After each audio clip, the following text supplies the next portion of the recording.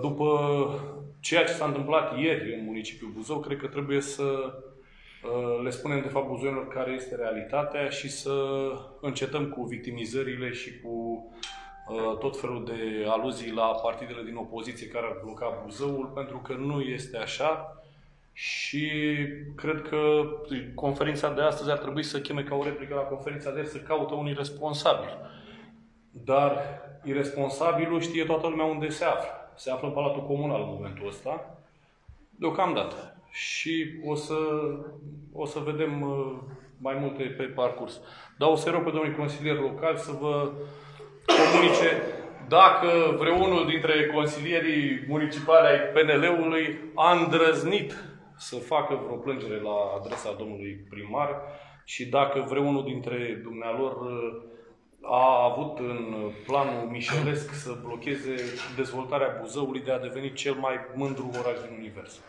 Vă rog, Sanju. Da, mulțumesc, domnul președinte.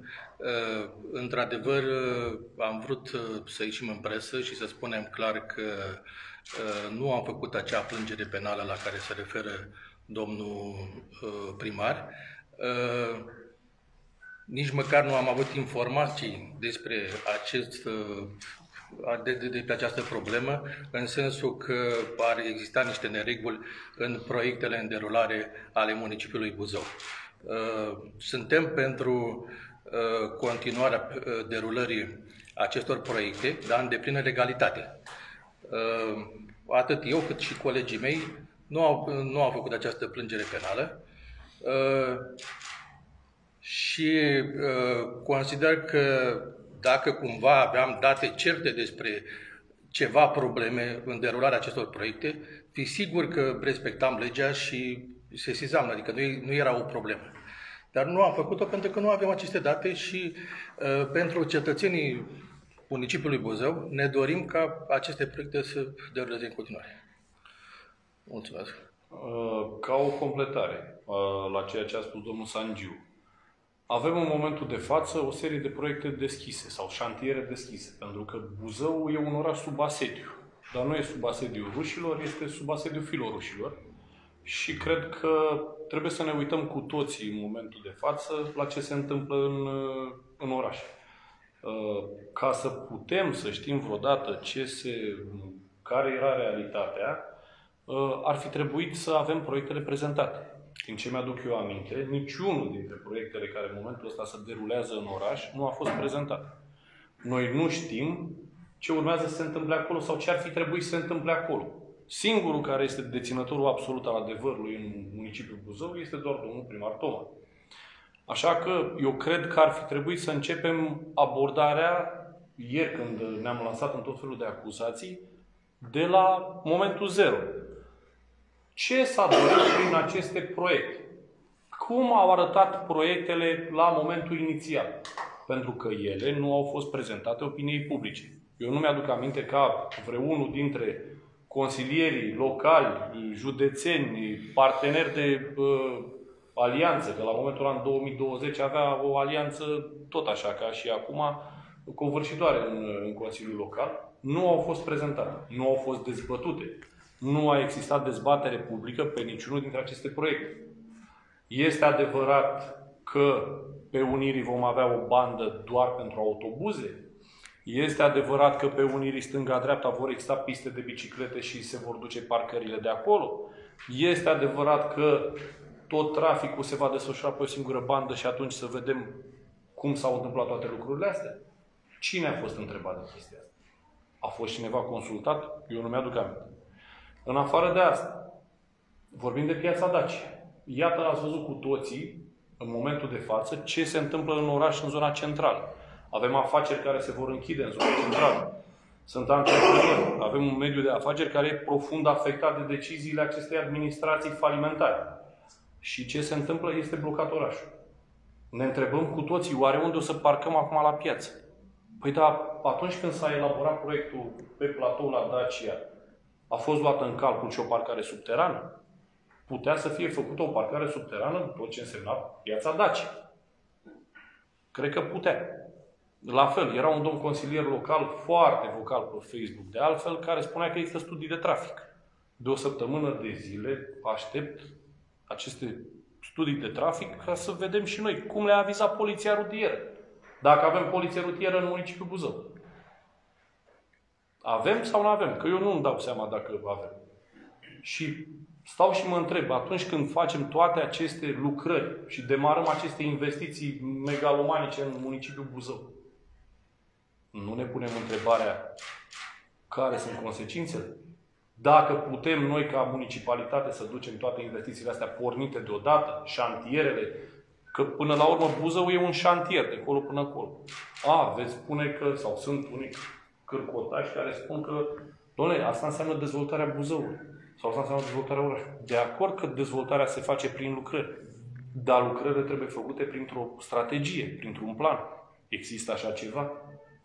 Poate că știe doar domnul Toma dacă există așa ceva. Și am avut și eu curiozitatea, că asta am făcut, am uitat acum într-o oră, activitatea domnului primar din 27 martie până în prezent pe Facebook. Că ăsta e singurul mod în care comunicăm cu dragi buzoieni. Vă dau o veste. Ieri a început, vă dau o veste proastă. Vestea proastă e că e dumnealui încă la conducerea municipiului Buzău. Ăsta este adevărul. Și le-am apărând. Păi concluzia care se desprinde este că se finanțează o imagine proprie a primarului municipiului Buzău din banii buzoienilor. Buzoienii știu treaba asta, câte contracte sunt pentru imaginea primarului Buzăului din banii municipiului Buzău. Haideți să le arătăm pe toate. Eu sunt dispus să arăt toate proiectele respective și toate contractele respective. N-am absolut nicio problemă. La fel, chiolhanuri și petreceri pe banii publici. Haideți că o să vedeți, în luna iunie și iulie iar o să fim plini de Viorica din Clejan și mai știu eu ce alți lăutari celebri care vor veni în municipiul Buzău să încânte urechile, că nasul n-au cum să-l mai încânte, că este plin de praf. Asta e administrație, asta e model de administrație. Mai e o chestiune. Vom avea filarmonică și teatru la Buzău. Astea sunt problemele reale ale Buzăului. În condițiile în care avem un teatru care e printre cele mai apreciate în momentul ăsta. Este un teatru tânăr cu oameni profesioniști, oameni care vin și au... Eu am fost de câteva ori la teatru și sala este arhiplină. Și atunci, mai poate Buzău să mai ducă încă un teatru sau o filarmonică? Unde le vom face? Le vom face pe Iazul Mărilor. Că tot așa, dacă nu știați, noi ăștia irresponsabili, probabil vom ajunge la canalul Iazul Mărilor. Că așa era moda pe vremuri să ne trimită la canal din delict de opinie. Asta se întâmplă în Buzău. Ați uitat cumva pozele cu Ceaușescu puse? Și argumentarea că Ceaușescu este partea istoriei? Astea sunt motivele de mândrie ale orașului. Dar de ce nu l-a pus pe Antonescu? Sau mai știu eu cine mai era în orașul ăsta? Nu avem niciun fel de viziune și niciun fel de coeziune, de coerență. Nu există coerență. Nu există dialog. Este doar decizia unilaterală a unei singure persoane care în momentul ăsta a blocat Buzău. Și îl va bloca pentru următoarea perioadă. Da, știu că nu o să le convină multora, pentru că asta este. Suntem antipatici pentru că avem o opinie diferită. Și arătăm și spunem care sunt lucrurile reale. Discutăm despre unire. Că, domnule, firma Strabag, da, a cerut vreodată lista subcontractorilor Strabag pe Unirii? Ne-am uitat vreodată cine sunt subcontractorii la toate proiectele astea? Pentru că Strabagul singur nu poate să facă lucrarea asta. În spatele acestor lucrări sunt subcontractori. Haideți să vedem, că am văzut că sunt plictisitoare conferințele noastre de presă. O să vedeți că nu vor mai fi plictisitoare. Dacă suntem curajoși toți și ne asumăm dezvoltarea orașului, veniți lângă noi, tot ce înseamnă societate civilă și haideți să punem punctul pe ei. Nu să acoperim mermelele lui Toma din municipiul Buzău. Ăsta e adevărul. Mai am. Între 6 și 8 mai, domnul Toma a fost la Chișinău. Păi deocamdată aruncăm cu noroi doar în domnul Neagu. Păi dar domnul Toma ce a căutat la Chișinău? Cu Academia Oamenilor de Știință și toate astea. Ce se întâmplă în Buzău ăsta? Am făcut garnizoana Chișinăului în Buzău și noi nu știm? Poate aflăm. S-au rezolvat toate problemele Buzăului și trebuie rezolvate acum ale Chișinăului? Ce se întâmplă? Ce e de fapt în spate la toată organizarea asta cu Chișinău, cu ce bani, cu toate astea? Să vină cineva să ne spună. Doamne, acolo avem un om al rușilor, al lui Putin, în condiții în care este război în Ucraina. Ce se întâmplă în spate? Ce este acolo? Vine cineva să ne spună? Catedrala Mitropolitană. Întâmplarea face că am studiat un pic zona asta. În Republica Moldova sunt două biserici. Este Mitropolia Basarabiei, care recunoaște autoritatea Bisericii Ortodoxe Române, și este Mitropolia Moldovei, care recunoaște autoritatea Bisericii Ortodoxe Ruse, conduse de Kiril. Kiril, care este persoană indezirabilă în momentul ăsta în Uniunea Europeană și în toată lumea civilizată. Cumva banii aceia se duc pentru parcul Mitropoliei lui Kiril? Ne-a spus cineva treaba asta sau nu? Îi facem frumos lui Kiril să aibă pe unde să intre în catedrală? Care e realitatea? Că de altfel de premii, stați un pic, că în ultima perioadă am mai luat niște premii. Dacă nu știți, că erau pe Facebook. Primarul anului, locul 1 la Smart Environment. După aia, la Gala Capital, am luat premiul pentru promovarea economiei locale și circulare, la orașe durabile. Păi cum am promovat noi economia locală și circulară? Cum? Că o omorâm. Economia locală în momentul ăsta este omorâtă de planurile astea care dau peste cap tot orașul Buzău. Ce se întâmplă de fapt? Că suntem noi împotriva dezvoltării. Niciodată n-am fost împotriva dezvoltării orașului. Am venit de la început cu proiecte concrete. Am propus parc industrial, piețe volante. Am propus bazin. Am propus să facem dezbateri publice pe toate astea. Da, suntem puțini. Asta este, că asta este greaua moștenire pe care am preluat-o aici. Dar nu ne lăsăm. Deci asta să fie clar pentru toată lumea. Nu ne lăsăm. Că ne înjură. Stați că mi-a mai scos o parte de întrebări acolo. Că dacă se fac investiții, doamne, comentăm de ce se fac. Nu comentăm de ce se fac. Comentăm cum se fac. Că se fac tot din banii orașului. Tot din banii oamenilor. Tot din banii buzoienilor. De acolo să facă. Nu a venit nimeni cu bani de acasă și își folosește banii lui proprii. Ăștia sunt banii orașului. Sunt banii buzoienilor. Ce se întâmplă cu banii buzoienilor? Asta trebuie să intereseze pe toți. Că toți vrem să circulăm pe niște străzi mai bune. Toți vrem să putem să avem un mediu de afaceri prietenos. Condiții pentru condiții. Toți vrem asta. Și atunci, dom'le, că era mai bine pe vremea lui Boșcodeală. Păi, dar Boșcodeală era vreun liberal cumva? Nu era tot PSD-ist? Am înlocuit gruparea Boșcodeală cu gruparea metalurgică. Că toți șefii din primărie în momentul ăsta sunt foști angajați la grup Promet sau la metalurgică. Hai să spunem lucruri pe nume dacă aveți curaj. Eu am curaj.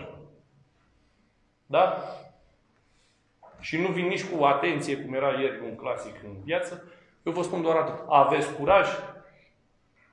Sau sunt mai bune contractele pe care le avem cu primăria, cu compania de apă și cu alte instituții ale statului? Aveți sau nu aveți? E simplu. Ăștia suntem. Dar știți care e problema? Că vrem să facem treaba. Și suntem oameni serioși. Și pe unde am fost, n-am falimentat nimic în urma noastră. Toți care suntem aici, ne-am clădit o carieră serioasă în spate. N-am mințit, n-am păcălit pe nimeni, n-am înșelat pe nimeni, n-am falimentat nimic. Am venit aici să facem o treabă. Și o facem. Pentru că avem curaj. Ei n-au curaj. Ei se ascund în spatele diverselor fotolii pe care le au pe acolo și fac tot felul de chestii. Au politizat absolut tot în orașul ăsta. Este politizat și sportul. Mă uitam recent, s-au terminat toate problemele culturii și ne ducem cu birou pe o masă verde și dăm niște premii pe acolo. Și ne întrebăm de ce România nu are rezultate la fotbal sau în sport sau în orice. Da? Că o să discutăm și subiectele astea, că asta e. Vine și vacanța parlamentară și avem mai mult timp să dezbatem problemele Buzăului. Cam astea sunt probleme. Că mai scoatem, dacă e nevoie. Că mi-am mai notat pe aici câteva. Deci cam... și mai era o chestie, că mi-am mai notat. Pe 27 martie, domnul primar Toma a fost la Ialoveni, în Republica Moldova. Păi ce facem aici? Păi hai să vedem ce e în spatele la aceste vizite în Republica Moldova. Hai să vedem ce se întâmplă de fapt acolo. Dar de stația de asfalt de la Urbi s-ați mai auzit ceva? Era proiectul grandios al municipalității din primul mandat. S-au asfaltat pe 2 străzi cu stația de asfalt. Și horticole, cum a fost asfaltată? Am asfaltat din 4 benzi doar alea 2 din mijloc. Pe restul lăsăm să dea oamenii în gropi în continuare. Și atunci de ce am mai asfaltat pe mijloc? Nu cumva este prejudiciu dacă oricum îl spargem? Se dea podul de la Vadu Pașii și trebuia să fie trafic acolo. Am înțeles. Și în rest, stația de asfalt unde asta? Câți oameni deservesc stația de asfalt? Alea Paldinilor și strada Barân e. Trecem față. Și așa strada la Iunjitian, se asfaltează cu stația de asfalt. Trecem față și vorbește și Dacă ești la conferința ta. Da. Vă mulțumesc pentru informare că am asfaltat 2 străzi. Am și o întrebare. Vă rog. Tot a stricat Feișul. Ați început conferința spunând că nu dumneavoastră ați făcut plângerea la PNL. Mai devreme de conferință, la DNA, mă rog. Nici nu știu unde e făcută, nici nu știm unde există. Mai devreme am văzut o postare a unui consilier local USR pe Facebook, spunea că nici USR nu a făcut. Păi de ce e ceva greșit să faci? Nu-i drept constituțional? De ce vă desculpați? Adică Nu, stați că... eliminare să mai rămâneți și... Nu, stați să vă spun, problema e alta. Mie mi se pare că ce s-a întâmplat să știa de anul trecut de când au început lucrările. Că pista de biciclete n-a dispărut astăzi. Dacă o fi fost pista de biciclete, că, vă repet, nu știm dacă era pistă de biciclete acolo sau dacă ar trebui să fie. Dar poate știe altcineva dacă era pistă de biciclete, că presupun că sunteți la curent cu ele. Era pistă de biciclete în proiect? În proiectul inițial? În 2019 era inelul verde pe care primarul Toma l-a tot prezentat ulterior și inclusiv în zona industrială și pe Transilvania prezenta niște piste de biciclete. Și atunci întrebarea este, de ce a fost lăsat să ajungă până aici proiectul? De ce nu s-a sesizat nimeni de la început? Pentru că mi se pare, acum, oricine ar fi făcut acest gest, dacă știa de treaba asta, de ce n-a făcut-o de la început? Lași să se ajungă în momentul ăsta în execuție și blochezi tot în momentul în care orașul este în starea în care este? Înseamnă că un an de zile știa de treaba asta și a ținut-o acolo ascunsă. Aici, v-am zis, din păcate nu e stilul nostru să facem așa ceva. Și cine a știut sau a făcut, ar fi bine să aibă curajul să-și asume acea sesizare, acea plângere, să vină argumentat, să spună care sunt diferențele. Pentru că, dacă mi-amintesc că atunci pe Transilvanii s-a pus problema că a mai trebuit fundația făcută ceva, mai trebuia fundație, că nu erau forajele sau studiul geo, n-a fost făcut bine. Păi, întrebarea care se pune este societatea care a făcut studiul geo a răspuns într-un fel? Că până la urmă ăla a dat un studiu geo greșit, eronat. A întrebat cineva societatea respectivă dacă a greșit să plătească pentru treaba asta? Noi asta am spus și anul trecut. Și spunem și acum. A plătit cineva? Nu a plătit nimeni. Sau nu știm noi, că nu ni se spune. Știe doar domnul Toma, poate vă dă dumnealui o explicație. Sau avocații dumnealui.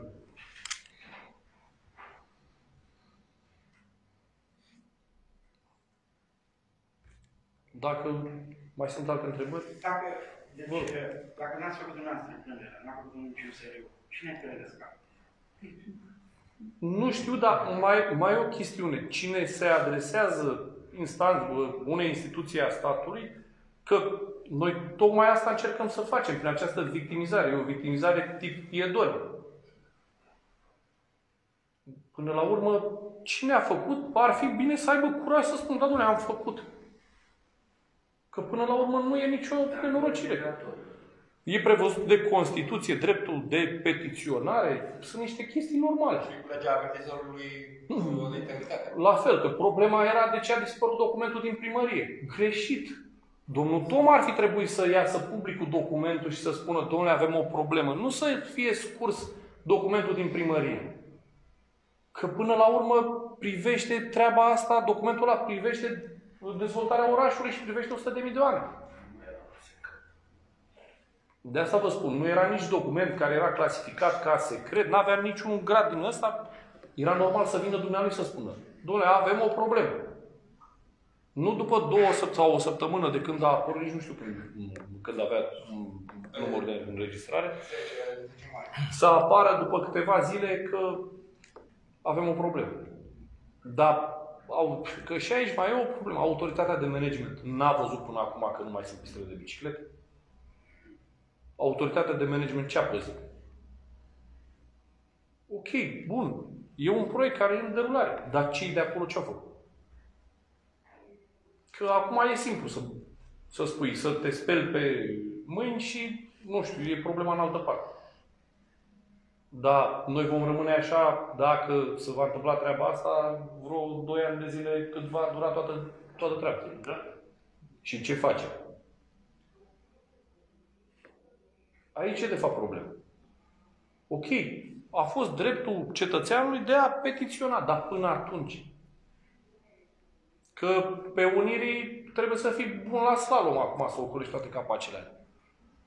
La fel, Piața Dacia, uitați ce se întâmplă aici. Ați văzut mai devreme traficul din fața sediului, cum e blocat, că e pleacă de aici până la Biserica Greci, coada de mașini. Asta e realitatea. Și din păcate, soluțiile care ar fi putut fi găsite au fost ratate din această lipsă de dialog. Aici e problema. Nimeni nu vrea, sau de fapt nimeni, o singură persoană nu vrea dialog. Aici e clar. Nu poți să conduci un oraș în 2022 după principiile din Evul Mediu. Nu suntem despoți pe moșia noastră aici. Asta e realitatea. Și din păcate va trebui să ne luptăm cu ea. Alte întrebări? Aveți consilieri locale aici de față. Când au fost aprobați indicatorii tehnico-economici pentru strada Transilvaniei, exista sau nu exista pistă de bicicletă în acel proiect? A fost trecut în Consiliul Local, n-am primit așa. A fost aprobat până în 2002? La vremea respectivă, dacă vă aduceți aminte, chiar eu am făcut o cerere în cadrul Consiliului, prin care am rugat să ni se prezinte și nouă proiectul în totalitate. Din păcate am fost trimiși, nu neapărat la plimbare, am fost plimbați, ca să spunem așa, și nici în ziua de astăzi noi nu am intrat în posesia acelor planuri și acelor, să zicem, nu indicatori, acelor proiecte vis-a-vis de aceste 3 străzi. Deci cam asta putem să vă spun. Era secret sau ce să înțeleg? Nu. Nu, ne-am spus, domnule, mergeți la biroul de investiții, mergeți la biroul de fonduri europene, dar deci sunt proiectele, vă și spun răspunsul de acolo, a fost că sunt proiecte foarte mari, să venim să le studiem la biroul respectiv, nu puteam să le scoatem, am vrut inclusiv să le prezentăm și inclusiv domnul președinte a făcut o cerere vis-a-vis de aceste proiecte.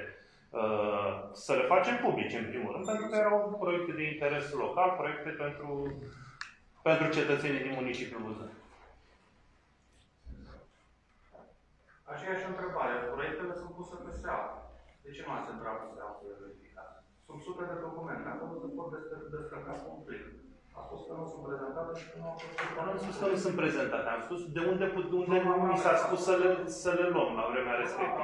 Am spus la începutul conferinței că nu are posibilitatea să le vadă. Sunt pe SEAP. Mergem în 5 minute și le găsim.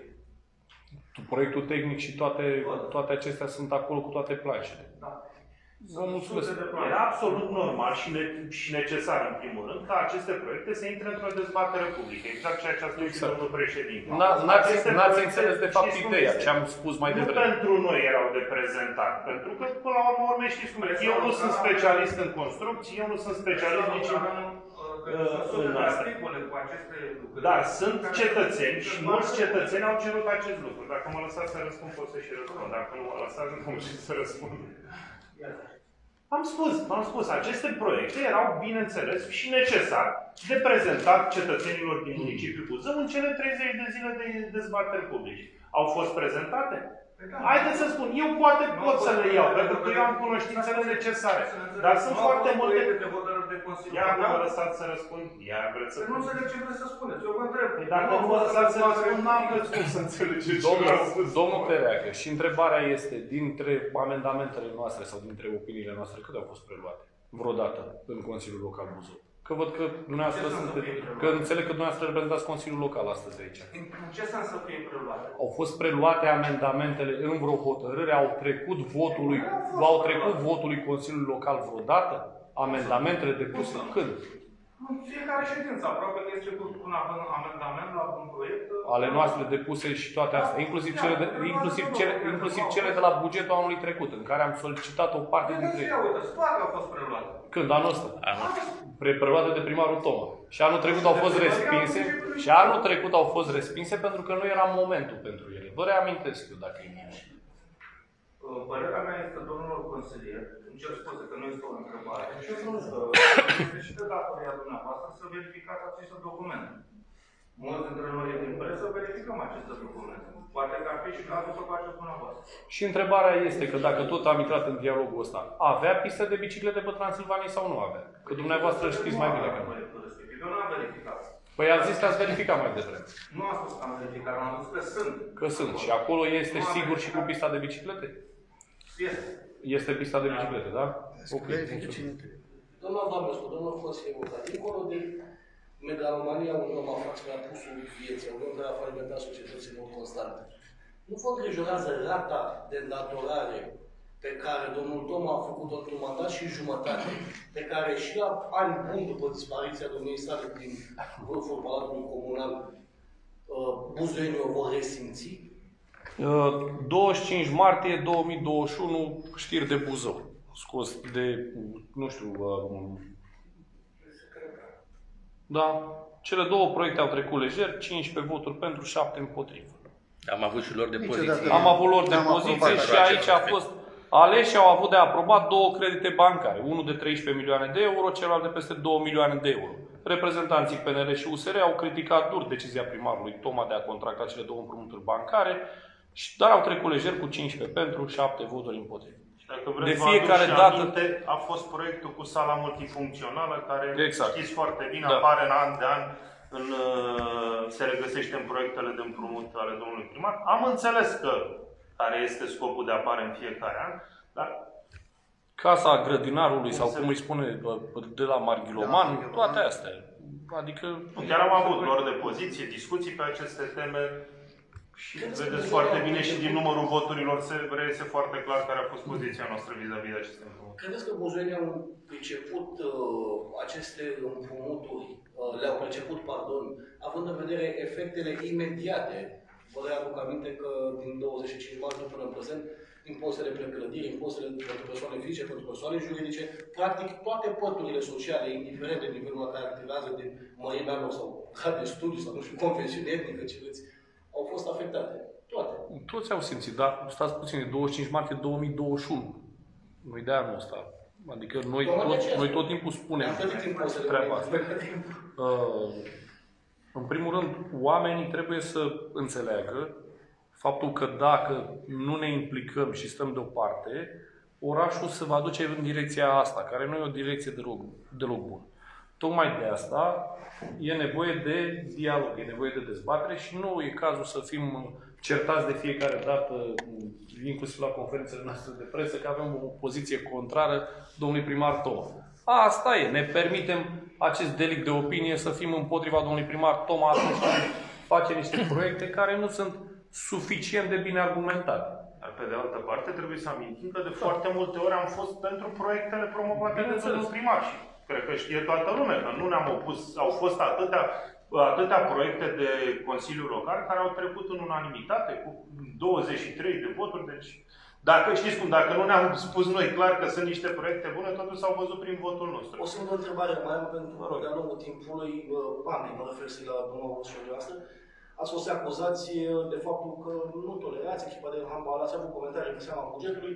Nu asta vreau să întreb. Vreau un comentariu din partea amândurora vis-a-vis de următorul fapt. Președintele Comisiei Centrale a Arbitrilor din cadrul Federației Române de Handbal este Buzoanul Vasile Pavel, da? Echipa de handbal feminin este SCM Gloria Buzău. Acum îl avem pe domnul Ceaușel, președinte. Consiliul nu e nevoie să fac ierarhia, cum comentați faptul că fiica celuia care face delegările pentru Liga Florilor este directoare în cadrul unei instituții subordonate Primăriei Buzău, pe o funcție pe care este remunerată cu 10.880 de lei, dacă nu mă înșel. Și vă propun următorul exercițiu de imaginație. În ce scuze sunt răcit și de asta o dificil. Să zicem că duminică ai pierdut meciul de handbal, da? SCM Gloria Buzău, o echipă care, de altfel, în publicațiile naționale de specialitate post-sport, retrasportul, a fost acuzată de faptul că a fost favorizată ca și arbitri, da? Iar tu, Cristi Ceaușel, dau un exemplu, președintele CUP, e supărat pe înfrângerea respectivă. Dar nu trebuie să plătești salariul directoarei de la Centrul Cultural Alexandru Mariluman. Cred că asta ar trebui să, în primul rând, să puneți întrebarea asta reprezentanților clubului sportiv Gloria Buzău, SCM Gloria Buzău, odată. A doua chestiune, știu că ultima oară erau invitate handbalistele să ne dea câte o palmă, că ne-am permis să criticăm salariile care sunt la Gloria Buzău și lăsăm să plece talentele din Buzău în altă parte și aducem sportive de prin alte zări. Părerea mea e că tot ce înseamnă mișcare sportivă, ea trebuie finanțată și trebuie sprijinită, dar nu oricum. Și tocmai asta este nuanța pe care am spus-o de fiecare dată atunci când am vorbit despre dezvoltare. Eu în continuare întreb care este echipa de juniori sau care sunt echipele de copii și juniori și care sunt centrele de copii și juniori dezvoltate în municipiul Buzău în ultimii 6 ani, ca să nu zicem în ultimii 30 de ani. Acolo cred că ar fi trebuit de fapt să îndrepte toți banii. Pe de altă parte, ceea ce spuneți dumneavoastră, aici cred că e o chestiune de etică și ea poate fi reglată în primul rând de Federația de Handbal, că din ce știu eu și acolo a fost o schimbare și e posibil să ia și măsurile de rigoare. Dar v-am spus, eu n-am știut de asemenea legături. Sincer, nici eu n-am făcut legătura până în momentul de față, că fica celui care se ocupa de arbitrii la nivelul federației este doamna directoare sau domnișoara directoare de la Centrul Marghilor.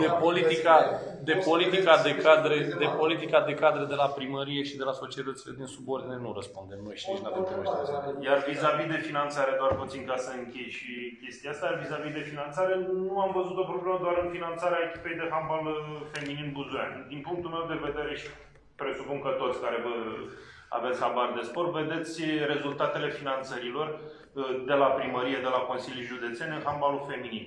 Vedeți, de altfel, rezultatul se vede clar în rezultatele echipei naționale. Deci finanțăm și dăm bani foarte mulți la sportive aduse de afară. Automat sportivele noastre nu beneficiază de aceste finanțări, lucru care se transpune în rezultatele echipei naționale. Vedeți, cu greu mai participăm la turnee finale, ca să spunem că în momentul când ajungem acolo, rezultatele sunt așa. O întrebare, o secundă. Pentru domnul președinte. Să înțeleg că PNL-ul se poziționează contra primarului Chișinăului Ion Ceban. Ieri ați avut o conferință de presă și consilierii județeni au avut o luare de poziție. Este poziția dumneavoastră care este vis-a-vis de colaborare? Evident, acolo vorbim de un primar pro-rus, acolo vorbim de un primar, dacă vă uitați pe presa din Republica Moldova și luările de poziție atât ale Maiei Sandu cât și ale forțelor pro-europene din Moldova, o să vedeți că Ceban este numit chiar de către ei filorus. Și este membru sau a fost membru al Partidului Socialiștilor, care a condus, sau comuniștilor, care a condus Moldova. A fost unul dintre oamenii apropiați al lui Igor Dodon, care Igor Dodon apare în poze cu Putin. Și e cel care îi desena Moldova Mare, dacă vă aduceți aminte. Și credeți că ar trebui și Buzău să adopte modelul de la Constanța, când acolo s-a întrerupt colaborarea cu Chișinău? La Constanța e un primar liberal, la Buzău e un primar de altă coloratură. E problema, până la urmă, Noi ne-am opus ne-am opus în Consiliul Județean clar împotriva acestor alocări, pentru că nu e vorba aici că finanțezi o activitate din Republica Moldova care era, nu știu, a unui ONG sau unei alte structuri. E o finanțare pentru care a venit CEBAN în România și cu CEBAN a venit și a semnat un parteneriat aici la Buzău. Păi dacă noi stăm la masă cu oamenii lui Putin, ce pretenții mai avem? Domnul consilier, având în vedere situația creată în acest moment la nivelul municipiului Buzău, considerați că începând de acum cu misiunea noastră va fi una mai grea, mai dificilă în cadrul ședințelor de Consiliu, în cadrul comisiilor de specialitate? Ca și până acum ne vom spune în continuare punctele de vedere în comisiile de specialitate și inclusiv în ședințele de Consiliul Local. După cum ați văzut, au fost proiecte pe care le-am promovat și le-am susținut, indiferent de cine au fost propuse și indiferent de, să spunem, chiar și de valoare, atâta timp cât au fost în beneficiul cetățenilor din municipiul Buzău. Inclusiv aceste proiecte care la ora actuală sunt în discuție, ne-am spus punctul de vedere, am cerut, de cele mai multe ori am cerut lămuriri la ele. Chiar am fost numiți la un moment dat și unii din cei mai vocali din Consiliul Local. Dacă nu pentru placul nostru, dacă nu am văzut un interes al cetățenilor din municipiul Buzău, bineînțeles că am avut o luare de poziție și automat s-a revăzut acest lucru și în votul nostru. Dar încă o dată vreau să menționez acest lucru, faptul că niciodată nu ne-am opus unui proiect care promovează municipiul Buzău și care vine în beneficiul cetățenilor din municipiul Buzău. Și vreau să vă asigur că și de acum încolo, eu împreună cu cei doi colegi ai mei, vom face același lucru. Și până acum am verificat legalitatea proiectelor de hotărâre. De acum încolo vom fi și mai atenți și cu puterea noastră de înțelegere să căutăm ca proiectele să fie cât mai legale sau dacă nu, să arătăm acolo unde considerăm că sunt vicii și sunt anumite probleme. Ca să răspund și domnului Tereacă, eu consider că întrebarea a fost pertinentă, cum a spus-o dumneavoastră, dar am avut două solicitări în cadrul Consiliului Local Municipal Buzău. Eu mă aflu la primul mandat și am cerut să fie organizate niște cursuri pentru consilierii locale. Fapt refuzat de domnul primar Toma. Eu am spus că aș considera să fie efectuate în cadrul primăriei, nu la mare sau în altă parte. Dacă știam că se află pe SEAP, normal că verificam. Solicitarea a fost făcută de consilierul local Andrei Nederaci de față și ni s-a spus că în format de hârtie am fost redirecționați către biroul de investiții. N-am spus că nu ni s-a zis sau să ni s-a închis. Iar părerea... Da, am mers, v-am spus. Am discutat cu doamna Luminița Colțeanu, care știți foarte bine că este șefa departamentului de fonduri europene și dânsa mi-a zis, nu e nicio problemă. Deci vă redau, fără, vă spun, sunt corect. De ce să nu fiu corect? Și am spus, vă dau, dar stați și studiați-le aici, pentru că sunt foarte mari. Sunt planșe de nu știu cât pe care nu putem să le transpunem. Că sunt mari pentru internet, că nu știu ce. Păi chipuiți, pe lângă activitatea de consilier, avem și noi. Și pe de altă parte, încă o dată spun, și iar mi se pare un lucru. Era foarte frumos să se facă un rezumat măcar. Am înțeles, s-au prezentat niște poze. Din păcate, cetățenii, și aici este o foarte mare confuzie creată între ceea ce se întâmplă la ora actuală în stradă și ceea ce au văzut cetățenii în presă. Și știți și foarte bine și dumneavoastră, că și dumneavoastră ați promovat foarte mult aceste proiecte. S-au văzut niște lucruri. Dom'le, cum erau desenele, apărea altceva. În momentul când au fost transpuse în lucrările din stradă, cetățenii au văzut altceva. Și de aici confuzia. Dar s-am spus, cred că ar fi mai bine din partea primării să există o comunicare mult mai bine cu cetățenii, nu cu noi. Noi avem prioritate să mergem la birou și să ne informăm mult mai bine. Și consider foarte utile aceste cursuri, pentru că codul administrativ l-am citit, l-am studiat, dar prin efectuarea unor cursuri la nivelul primăriei ne face să înțelegem mult mai bine interpretarea codului administrativ. Nu vă face prin Kaiser? Nu. Noi nici în Kaiser. Nu avem. Nici în Kaiser nu intrăm. Problema acasă, fiecare acasă.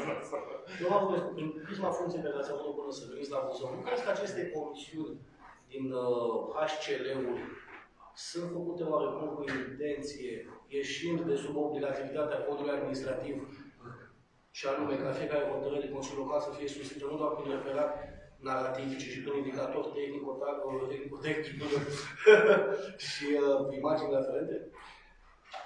Aici nu știu dacă e intenție, cum a zis dumneavoastră. Din punctul meu de vedere, atunci când faci un act normativ, chiar dacă este el hotărât de Consiliul Local, el trebuie foarte bine fundamentat și trebuie să ai toate... Că am văzut și eu note de fundamentare și mi-am pus niște semne de întrebare și am avut nevoie de niște lămuriri. Aici, mai departe, e treaba prefecturii să verifice dacă a fost respectată legalitatea.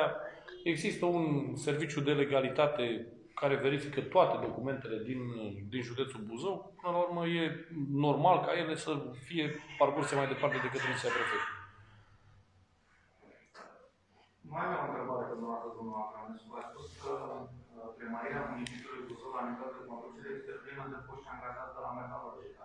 Puteți să-mi dați sau gruparea Rometa, sau Rometa, am zis. Puteți să-mi dați 3 astfel de nume din conducerea Primăriei Buzău care să fi fost angajați la Metalurgica? Păi domnul Toman a fost angajat la Metalurgica? Păi vă referați la alți șefi, nu la dânsul. Vreți să facem să facem rețeaua așa? 3 nume vreau atât. Facem în felul următor. Facem o nouă conferință de presă și facem exact, detaliat, pe mapă. Vă propun să facem exercițiul ăsta împreună. La momentul de față nu puteți să faceți aceste nume. Ba, pot foarte bine și dacă facem întrebare-răspuns, facem pe ce vreți dumneavoastră. Ia spuneți.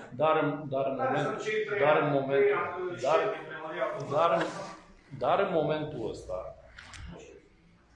nu, asta e concluzia pe care o trageți dumneavoastră, că așa vreți să o trag. Spuneți-mi dacă știți. Eu nu știu. Ca să revenim. O să facem, la momentul respectiv, o să pregătim un material în sensul ăsta și o să vi-l transmit. Ca să fiți liniștit că... Și a doua întrebare, colegul dumneavoastră, domnul deputat Vlad Pufu... E senator, domnul Pufu. Vedeți că nici dumneavoastră nu știți care sunt senatorii și deputații din Buzău? A fost închiderea circulației în centrul Buzăului se pare un lucru normal, în care în multe din orașele din restul Europei, în multe din orașele din restul Europei se întâmplă așa ceva. Așa. Și care e întrebarea? Că n-am înțeles care e ideea. Nu e bine pentru că se face trafic de mașini. Eu am întrebat dacă există studiu de trafic, dacă sunteți atent un pic și dați înregistrarea înapoi. Am spus chiar că este un consilier local foarte vocal care a spus că există niște studii de trafic și de impact pe tot ce înseamnă zona asta. N-am spus vreodată că nu e bine că să face piața Daciei pietonală. Am spus altceva.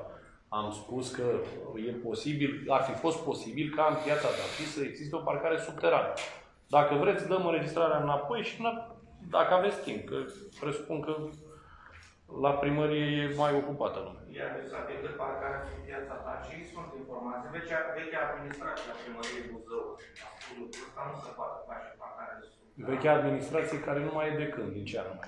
În 2016. Pentru că s-a pus și la momentul respectiv problema și mi s-a spus la momentul respectiv jurnalistilor că nu se poate face parcare subterană. Acolo că este o multitudine de cablu, ce conducte și așa. Și din 2016 până acum, când faci un proiect european, nu puteau face niște studii, niște analize, niște geo. Și cu toate astea, n-a mai fost verificat de către noua administrație, nu? Am înțeles.